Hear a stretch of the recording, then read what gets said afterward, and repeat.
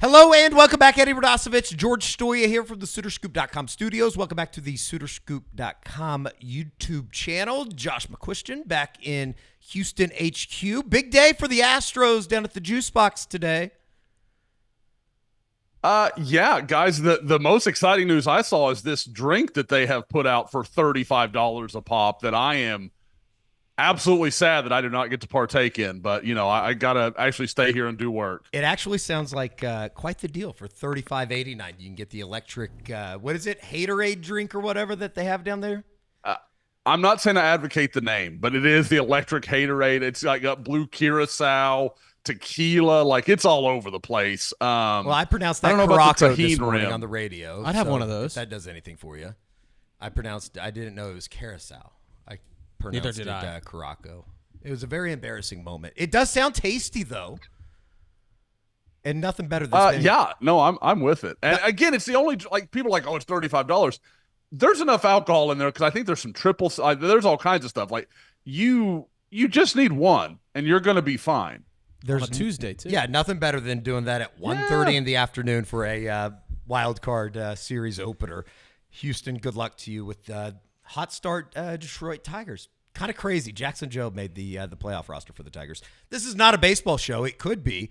But it is not. This is the recruiting report. Welcome back. Josh, you were active last week. Got out and saw a couple of Oklahoma commits that we want to get into. Obviously, you can check out the Future Sooners feature that was out on Sunday night on Soonerscoop.com. Massive week for a number of Oklahoma commits in the 2025 as well as the 2026 class. You saw a 2027 in Zane Row. We'll get to him here in a second. But let's start this off, Josh. You went and saw Denton Guyer. They win 44-36 over Flower Mound.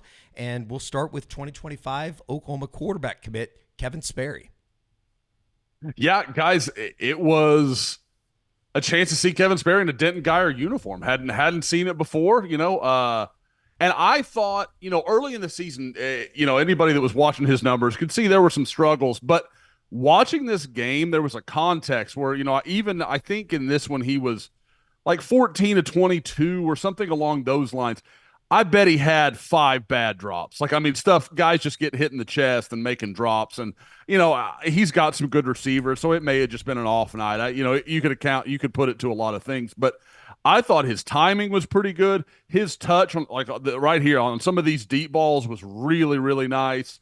He looked like a guy that was in command of the offense, understood what was going on. And there's some similarities with what he was doing at Carl Albert and what he's doing at Guyer. So, you kind of would expect the learning curve to be pretty shallow, pretty easy for him to kind of navigate. But I came away not sure what I would see because I knew he'd had some struggles, just to be honest. But watching this, I was like, okay, that looks kind of like the guy I expected to see. Kevin Sperry, 14-26, 276 yards, 4 touchdowns. The 4 touchdowns come on passes of 29, 32, 15, and 23. 9 carries, 56 yards on Friday night for the Oklahoma quarterback commit. Yeah, it looks like he was really impressive, Josh. I don't know how much you got to talk to him and his family on Friday, but take us through what's his thought process with Oklahoma right now. Obviously, I'm sure he's not blind to the struggles they've had offensively and the quarterback change. I mean, have you gotten his take on any of that stuff going on at OU? I really haven't. Kevin was really silent, and I had this game was running. I want to say the second half was kicking off at like 9:30 or something. This game was going to be over at like 12:30 with a 4-hour drive. I was like, I'm not going to finish this. So I made it to like early fourth quarter. And I was like, I've got to get out of here if I'm going to get home at all. So didn't get to sit down and talk with him like I'd wanted to. But speaking to some people kind of around the Guyer program, I don't get the impression there's a big panic from him. That's not. If there's any concerns with Kevin Sperry, I don't think it's about the offense or the play calling. I just don't think that's it. I wonder, it's lingered with me since Jeff Lebby left. How is that relationship between he and Seth Luttrell? I don't think it's ever been quite the same as it was with Lebby. I know they were really tight, and Lebby did a great job making the family kind of feel part of it. And that's not to say I think Seth's doing something wrong. I think it's just a different way of approaching recruiting. And, we've seen Seth do well with a guy like Jaden O'Neal. So I think it can be fine, and I don't think it's necessarily a inherent problem. But I do understand. Oklahoma had started off their season with 4 home games. He wasn't at any of them. And for Kevin Sperry, a guy that's been there every time the doors have been open in Norman for the last year and a half, that feels off. Now, I don't want to go into too much of it because, frankly, it's just not my place.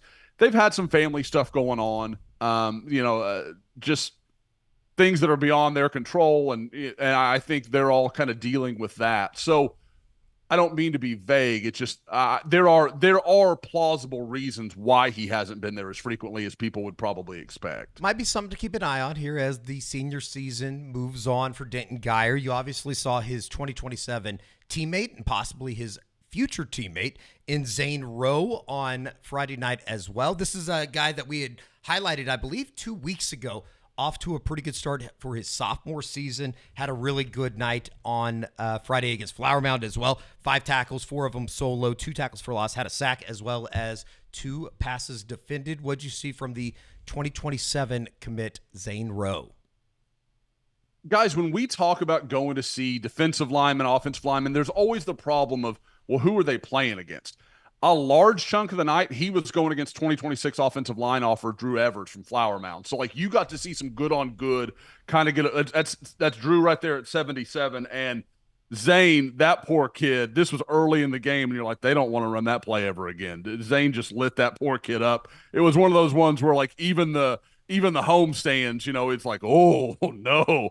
So it was pretty impressive. And I will say, I am apparently the karmic balance to George, who George spoke negatively about Oklahoma, and Oklahoma got themselves underway on Saturday. Zane Row, like I said, I was kind of wrapping. I was getting towards the end of when I knew I was going to have to get on the road, and I'm watching him, and I said, man, if he could just get a sack right here, that would be perfect. Literally on that series, he gets a sack and a strip. And, Guyer recovers. Kevin Sperry, I think on the second play, throws a touchdown pass in the corner. So apparently I can speak positives into existence. And between George and I, we clearly hold the fate of OU football in our hands. Certainly looks like a guy that is starting to develop his body a little bit more, not as skinny as maybe the guy that we remember here. I guess it would have been this past summer when he came and worked out for Oklahoma at one of the Brent Venables summer camps. You can see it in his arms there, guys. He's just getting to be a bigger dude. Now, as a pass rusher, he still has a lot to work on. He's kind of the opposite of PJ Adebawore, where we talked about PJ having to learn he can't be a speed guy all the time. With Zane, all he wants to do is hit you with that long arm and just kind of work his way around you. He's got to find some other answers. He's got to find some other ways to attack an offensive tackle. But he's so big and so athletic and so stinking young. We have to remember this guy's midway through his sophomore year. And I believe this is the strip sack right here. Yeah. Knocks the ball loose. Just a big-time play. And this is a guy, we talked yesterday in the game day, or the game review, where rewind. God, I can't ever get it right. Anyway, we talked about it, and we talked about how Kip Lewis played with so much energy and really kind of let it. You can see it. Zane Row is wired that same way. He is a Miguel Chavis guy all day, every day. I love his physicality. Yeah. He definitely, that's something you can work with if you're Oklahoma. His physicality is something that definitely stands out on that tape. No doubt about it. You're not going to be, not going to Denton Guyer anytime soon, obviously, with Zane Row in tow for the 2027 class. A couple more years of high school football, obviously, is going to keep accelerating himself up the charts, you would think, in that 2027 class, just from a national perspective, Josh? I would be very surprised if by the time Zane Row signs it, he's not at least a top 100 guy. And I think he has the ceiling to be more than that. It's just going to be, how does he perform when he goes against elite competition, and what does he look like, and does he further develop his game? Because to me, he's one of those guys, like I said, that has so much ceiling. I don't really care where he's ranked. I know that if he doesn't get to the point where he's just this dominant, 15 sack pass rusher as a senior, I know it's there for him. He can become a high level pass rusher. And even if he doesn't, like you guys are talking about, he's so big. he's not just like these long, gangly defensive ends. He's probably already 240, 250 pounds. He is a big kid. And so if it works out like, okay, you slide him in or he plays some defensive end in that 3 down front that we're seeing Oklahoma use more and more, he is a very versatile player. I think he can play in a 4 down front. He can play in a 3 down front. He's not one of these guys that has to be, shuffled off or on depending on what OU wants to do defensively. He's the kind of guy that gives them that variety where they don't have to change personnel but can change their look.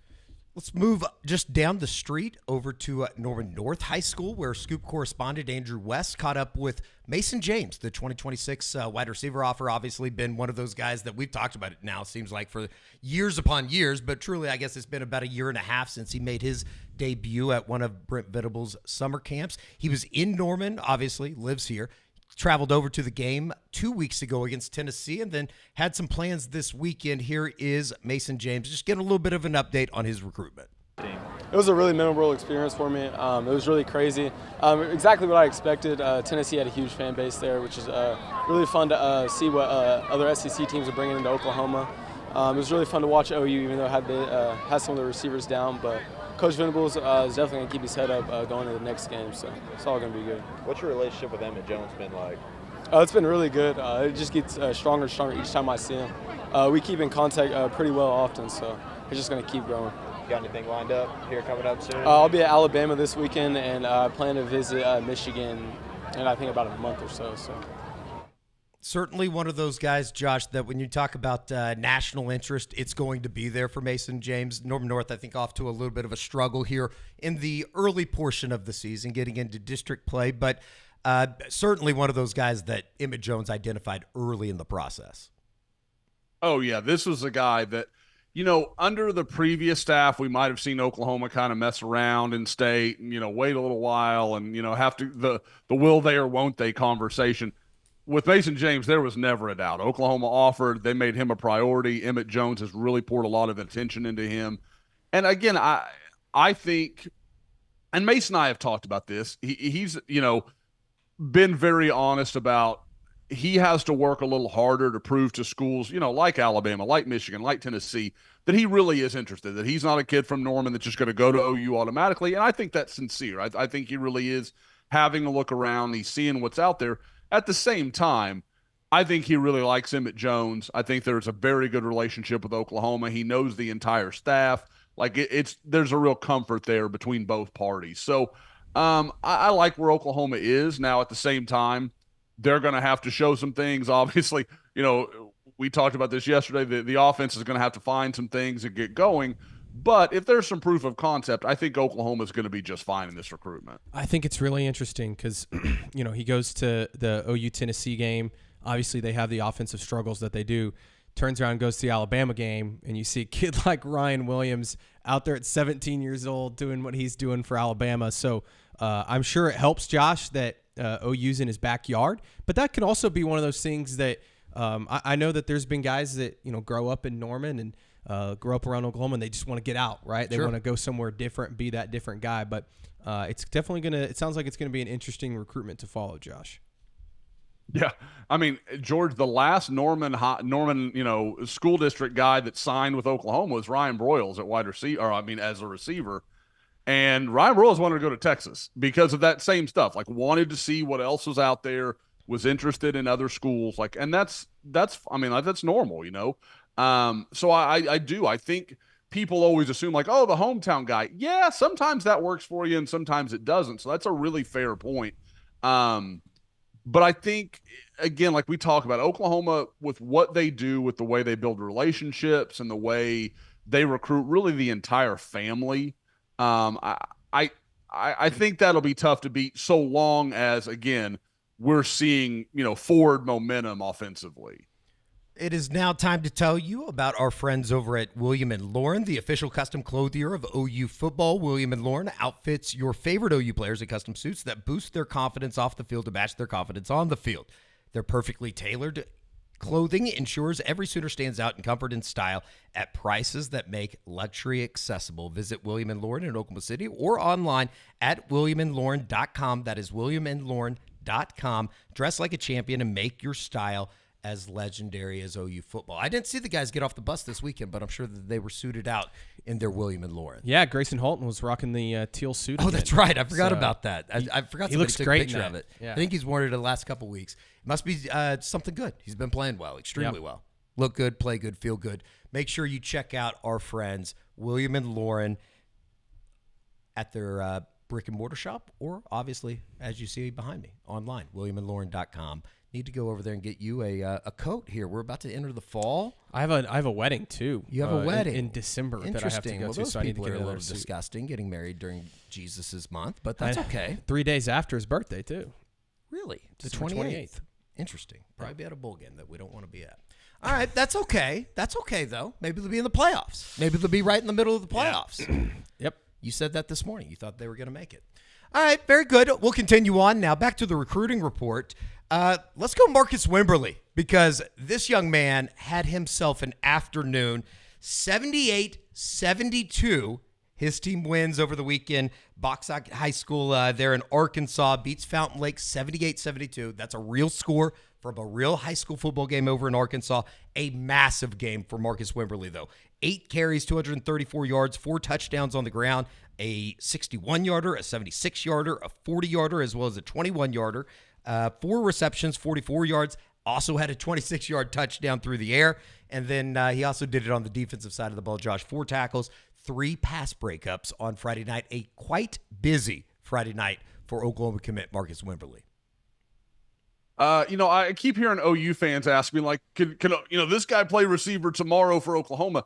Guys, I think Oklahoma would take a 12-touch, 5-touchdown rate. Like, almost 50% of his touches went for scores in this game. Now, it's pretty clear that neither side was really functioning at a high level on defense. But, this game had to be just a blast to watch. It's one of those ones where you're like, this game's in the 40s and it's mid-second quarter. You realize, like, this is going to be a freaking track meet.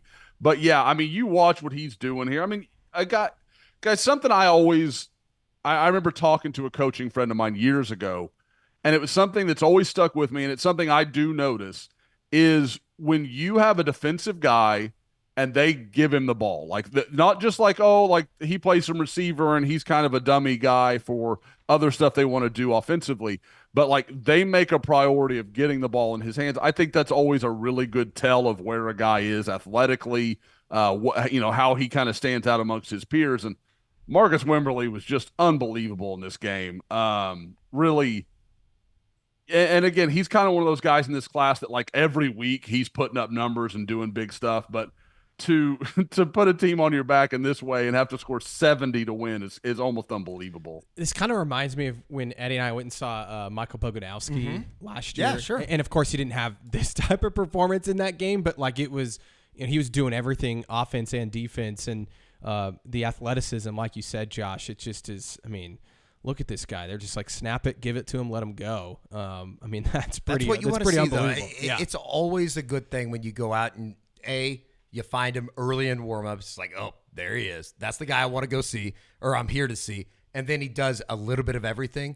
I think that just kind of takes it up a notch when you go and see some of these guys in person.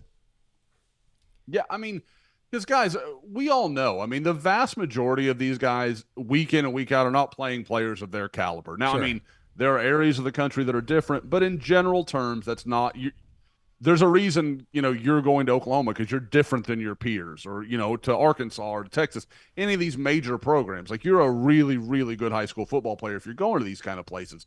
So are you dominating accordingly? And he does. I mean, like, again, week in and week out, Elijah Thomas. I mean, you run down the list. There are 3 or 4 guys that we know are not playing top shelf competition, but they are just destroying whoever they play against every week. No doubt about it. You said his name. We'll go to him next. Chakota's own Elijah Thomas with an incredible night, another incredible night offensively. This is now the moment of the Elijah Thomas portion of the show, which I think we've done just about every week. He's putting up massive numbers, 5 receptions, 123 yards, 2 tutties through the air on Friday night, and a 68-42 win over Locust Grove. Also got it done on the ground, 8 carries, 101 yards. 2 more touchdowns on the ground, 31 and 38 yards. Just an incredible start to his senior season. And when you look at Oklahoma's wide receiver situation currently, obviously they got some talent that are young and they're freshmen and they're working through it. Elijah Thomas added to the mix next season. What's crazy about the year he's having is I had, someone on the board actually saw him early in the year and kind of was like, is he right? Does he look quite right? And I went and watched the tape, and you were like, oh, he doesn't, like, he just looks a step off, it wasn't anything serious, but you could tell he just wasn't quite himself. Well, then as you get to watching, and I talked to a few people, you're like, he had 4 touchdowns in this game that he wasn't playing very well. Like, that tells you the level of expectation we've all set up for Elijah Thomas, because he's so long, he's so athletic. Like, again, he just shocks you that he is as smooth and easy as he is, but at the same time still really explosive. Like, watch him going around this corner here, accelerates up the sideline. Like, that's, again, I don't care who you're playing against. He's showing stuff that just doesn't pop out on tape all that often. I thought it was interesting how Shakota, a lot of times I see schools outsmart themselves and say, oh, we've got this great wide receiver, we're going to use him, but it's going to open up things for our running backs or other receivers. And that's great from time to time.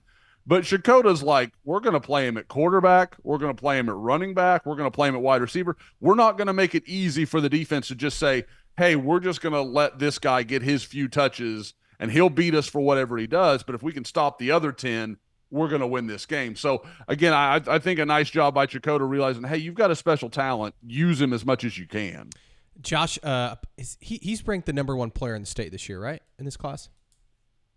I believe, I know he is for me. Yeah. I am not sure about where is. he is for On 3. I was going to ask, Josh, I was going to ask, just there's been a lot of really good wide receivers in the state of Oklahoma over the last probably decade now. Where is he in terms of in that group? Because obviously he's the best this year in this class in the state. But where would you put him? Because there's been some really good guys. I think of Talon Cetron a few years ago now at Oklahoma State. Sure. The Presley brothers, obviously. But where is Elijah Thomas in terms of that group? I would say he's up there with just about any of them. And I've said that before. Like, I think when you're talking about like ceiling, I think he's got as much as anybody. And I mean, that is, Talon, I was a huge fan of. I know he's had some injuries and some other things that have kind of held him back. But, I mean, you talk about Cole Adams, who's playing at Alabama right now. Sure. You've got several. Jaden Bray was off to a really nice start early in his career at Oklahoma State. And I can't remember where Jaden's transferred to now. I know he's not there anymore. But, I mean, there has been – George, you're right. Like, that's been a position where Oklahoma has started to produce a lot of quality players. But for me – I mean, and it's crazy because we've already talked about Mason James, and Mason James may enter that conversation as well because I think he is outstanding, although they're very different types of players.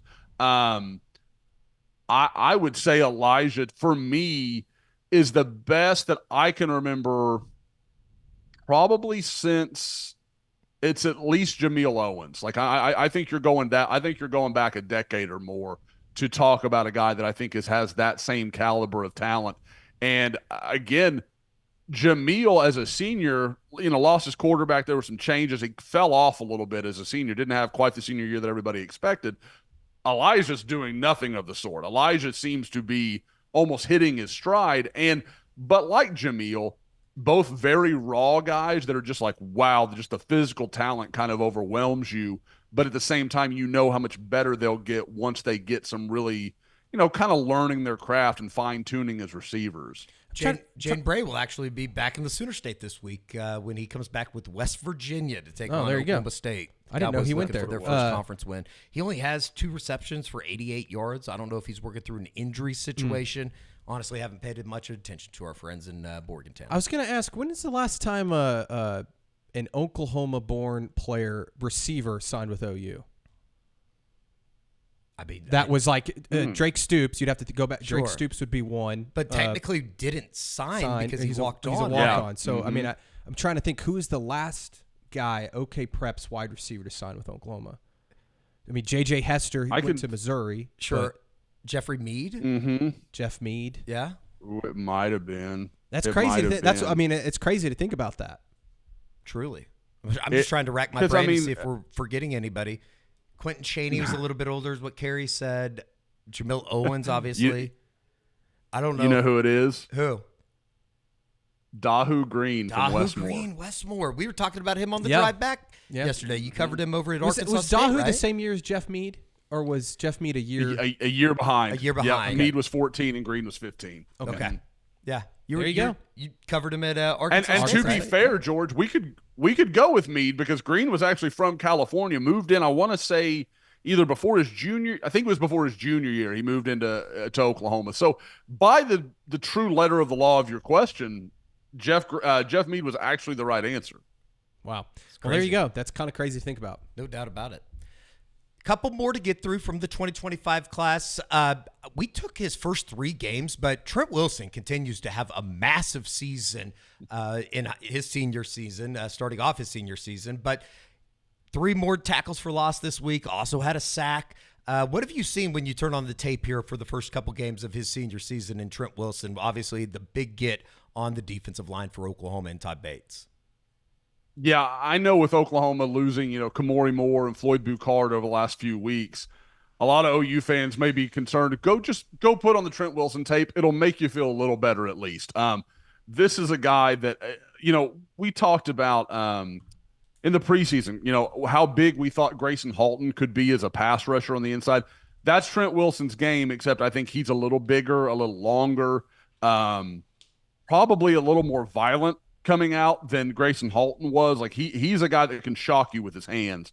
But again, I just see a guy that gets in the backfield with such ease. And again, look at the way he moves, like just his footwork. He's not having to take a bunch of extra steps. He can turn.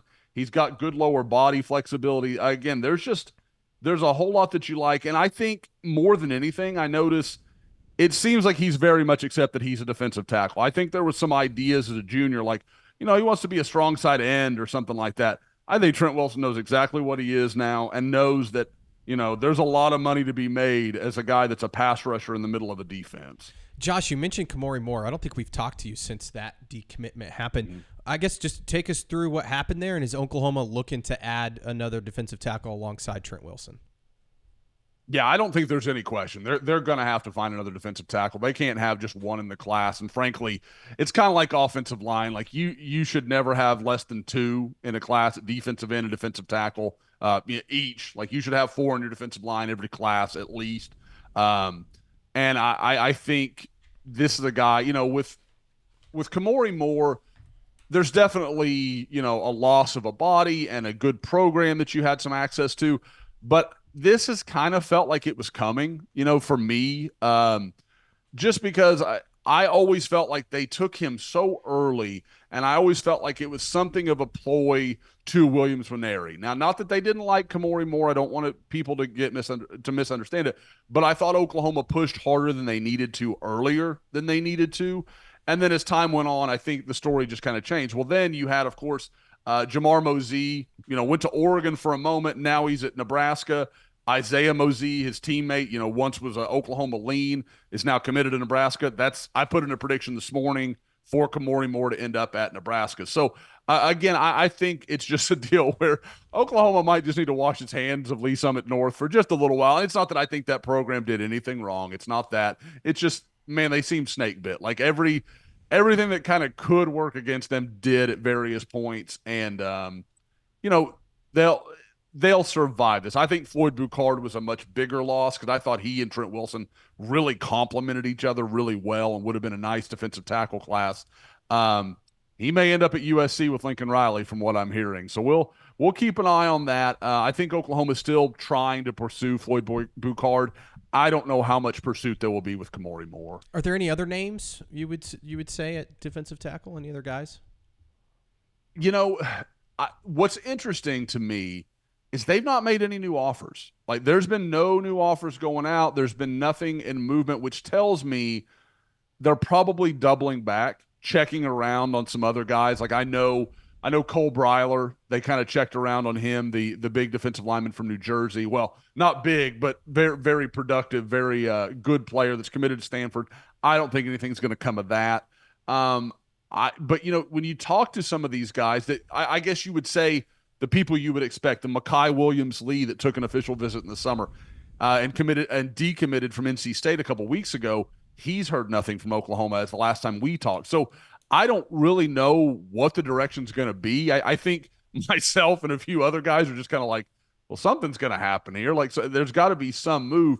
But so far, they seem willing to kind of be patient, which I don't know if that means they have a rabbit up their sleeve or what it may be. But it's something we're definitely going to keep an eye on. And I do expect there to be at least one more defensive tackle in this class. Eddie, I don't know what else we have still on the docket, but I have some somewhat breaking news if I want to. Yeah, let's get into it. What is it? So Caleb Burns, 2025 linebacker in Houston, Josh. I don't know if you saw this. This happened while we were taping. Just got offered by Oklahoma. He's committed to Baylor currently. What's the situation there? I'm putting you on the spot here, Josh. No, that's fine. Caleb's a guy I've been talking to because he was a guy that we had mentioned probably a week or two ago as a guy that I thought was somebody to keep an eye on in one of the scoops. And doesn't shock me. I know he is very interested. I would about bet money Oklahoma gets a visit out of him sometime in the near future. Real athletic guy, comes out of the Cy Falls, a program that, Oklahoma's had some luck with. You go back to Devontae Lampkin, Star Baldwin was a Cy Falls guy. So there is a lot of reason to think Oklahoma has a chance here. He's currently committed to Baylor, but I don't think that's going to be insurmountable, and I figure it only gets to be more with time passing, I guess would be the easy way to say it. I would think that that's going to get to be a less and less of an impedance for Oklahoma. But I like where they're at. I think he really likes Oklahoma's staff. And again, as much as we want to say like, oh, are the receivers and quarterbacks worried about the way the offense is playing? I've got to think linebackers are not minding what they're seeing from Danny Stutzman and Kip Lewis right now. And there's been a little bit out on them here over the last 48 hours. 6'1", 230 is what he's listed at on 3. Couple more Oklahoma commits to get through here. We'll just mention them before we get to the final guy that we wanted to talk about. Cortez Mills had another big night, 4 receptions, 96 yards for Homestead. Cortland Guillory continues to just have an exceptional year. 2 pass breakups, had another blocked field goal on Friday night. And Emmanuel Choice, the Lancaster wide receiver, 6 receptions, 96 yards in a win for Lancaster, 56-yard touchdown. The last but not least, the guy that we wanted to talk about here, Atascocita, just continues to barrel over people. They had another good outing, 54-7 win over C.E. King. Tory Blaylock, the Oklahoma running back commit, 200-plus yards on the ground, 6 touchdowns, including runs of 26, 44, 56, and 66 for Atascocita, as they have a big one coming up this weekend against Summer Creek. Yeah, Eddie, you and I were talking in the pregame. I mean, Summer Creek and Atascocita is kind of the game in Houston, certainly, and maybe in the state of Texas this week. So that's another big game. And when you consider they played Houston Lamar, a perennial playoff team from HISD. They went to Austin and beat Westlake. They beaten Katy. They beat C.E. King, who made a deep run in the playoffs a couple years ago. And now to have Summer Creek, who I want to say was a state semifinalist last year, something like that. I mean, you're talking about just one monster game after another. And, man, they just keep answering the bell. As far as Tory Blaylock, this was his best game of the year so far. Went over, like you said, went over 200 yards rushing, had a bunch of touchdowns. And again, when you watch him, this is like they are setting him up for success because they don't try to do, something where like, oh, he's going to have to make all the. They want him to get downhill and use his speed. And he makes one cut. And if Tory Blaylock's even with anybody, I don't care who he's playing against, it's over. Like that's a touchdown. So that's kind of what they do is they get him in space. They don't make him, he doesn't have to work through traffic too much. Like they want him one-on-one with a defender. He's got to make one move and then just get north and south. And he keeps doing it. And guys, I mean, I've mentioned it in the future Sooners between he, Marcus Wimberly, and Elijah Thomas. You're talking about 15 touchdowns between 3 players over the weekend. And that's just unbelievable. A lot of points being scored. They could use some of that. They could. Sounds like Darius Afalava and Owen Hollenbeck, Ryan Foje, Michael Fasuza, they all had good games. Obviously don't have a bunch of stats to throw at them, but certainly, good starts to their senior seasons as well. They could use them too. Yeah, absolutely. And I will say, Eddie, I want to say to anybody that hasn't watched it, because we've used Cortland Guillory too many times in our highlight videos. I didn't want to do it again. Go back and watch the field goal he blocked. He blocks it with like it's not even a two-armed block. Like he gets one hand up in the air, like above his head, and just catches the ball and blocks it. I haven't seen one like that very often. It's usually they've laid out and they're coming off the corner. He just gets, it looks like a goalkeeper. Like he just gets big and blocks the ball. It was pretty impressive. And I tweeted about it on Sunday night. That dude impacts the game. I mean, he's playing quarterback for Klein Oak. He's playing a great corner, and then he's doing all this stuff on special teams. I don't know how Klein Oak could ask for more from Cortland Guillory so far. To close it out, just through the first two games and what we've seen in the Tennessee game and the Auburn game, we'll kind of translate this to the recruiting side of things as well. From a physicality standpoint, I thought it really stuck out to me on Saturday at the Auburn game, just in terms of where Oklahoma offensively might have matched up with Auburn defensively in terms of physicality. How can OU just kind of go about, I guess, answering that physicality portion of the game through the recruiting trail here moving forward?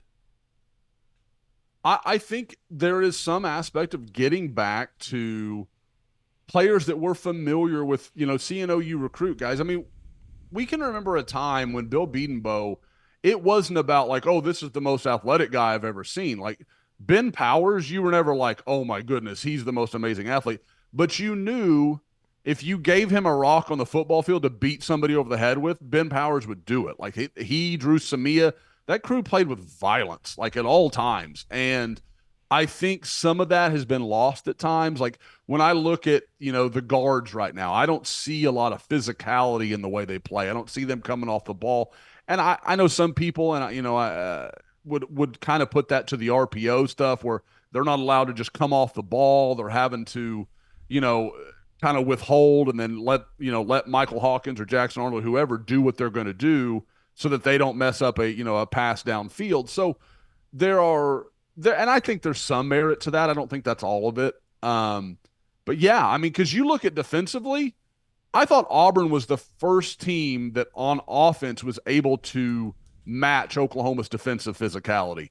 Now, they've got to find a way to get that on offense too, because you're right. It's not there right now. They are getting bullied up front. And and bullied at receiver, bullied at tight end. I mean, you name it. There's no battle where I consistently watch Oklahoma and think they're the more physical team. I think he was the left guard, but Jeremiah Wright, I walked by him during the pregame. He was 77. He's a big boy. 6'5", 333. Yeah. And if you would have asked me, like at the time as I walked by him, how big he is, I would have said 6'8". I mean, this guy just and they had a couple of those guys. Yeah. And watch him to my idea about like you don't have to be a great athlete to be a really good offensive lineman when you're playing with a level of physicality. Watch him run. He tries to chase down Kip Lewis. That's not an athletic run. Like I don't care, but like you watch him, he was killing people in that game. He was easily Auburn's best offensive lineman to me. But when he's got to chase down Kip in space, it's not pretty.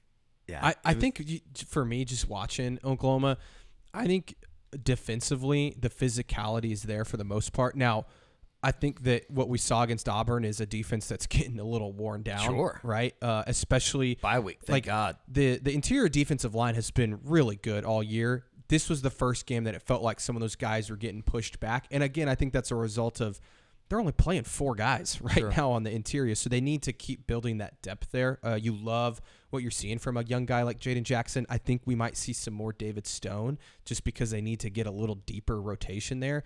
On the offensive side, I think it's clearly up front, right? They have to get more physical, and they have a great class coming in, but they need some of these younger guys, Heath Ozida, Josh Bates, some of those guys to develop. I think it's great that they got Jake Taylor going, Jacob Sexton. I think those guys are going to continue to progress. And then at the tight end spot, it's not very good physically. And then at wide receiver, and some of it, the wide receiver, I give him a little bit of a pass just because they've had so many injuries there. But OU's freshman wide receivers, though, aren't the biggest guys other than Ivan Carrion.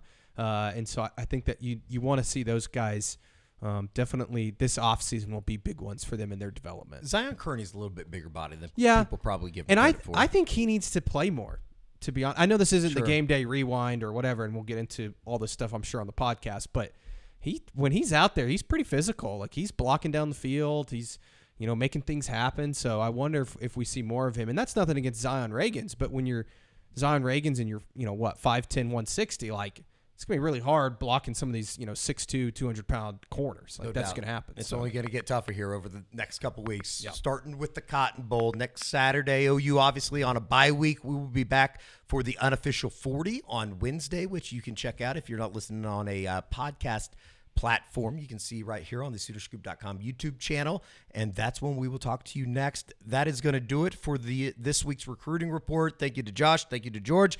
I'm Eddie. We'll see you right back here on the SoonerScoop.com YouTube page.